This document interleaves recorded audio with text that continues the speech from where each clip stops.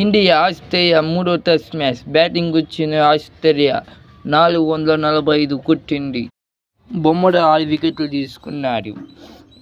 Batting వచ్చిన India Jaiswal వెంటనే out అయిపోయారు. వచ్చినట్టు అవుట్ అయిపోతున్నాడు ఇండియా బ్యాట్స్మెన్. జైస్వాల్ 4, గిల్ 1, విరాట్ కోహ్లీ 3, పంట్ 9, రోహిత్ శర్మ 10. రోహిత్ శర్మ ఫామ్లోకి వస్తారనుకుంటే రోహిత్ శర్మ ఫామ్లోకి రాలేదు. ఎప్పులా అవుట్ అయిపోయారు. ఇండియా టీంని ముగ్గురు ఆడుకున్నారు. ఆ ముగ్గురు ఎవరంటే KL Rahul, Jadeja, Akash Deep. KL Rahul 84 runs దగ్గర అవుట్ అయిపోయాడు. జడేజా 77 కొట్టాడు. ఇండియా ఫాల్ అవుట్ ఆడుకోవాలంటే ఇంక 40 రన్స్ కొట్టాలి. అప్పుడు వచ్చిన ఆకాష్ దీప్, బుమ్రా.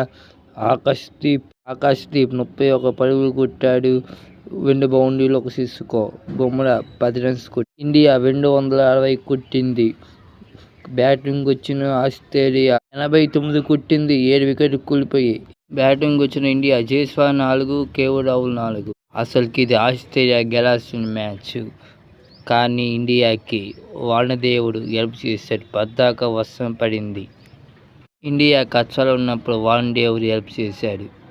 మ్యాచ్ WTC పైన గెలాలంటే ఇండియా ఇంకా 2 మ్యాచ్ గెలాలి. అప్పుడు గెలిస్తే ఇండియా సౌత్ ఆఫ్రికా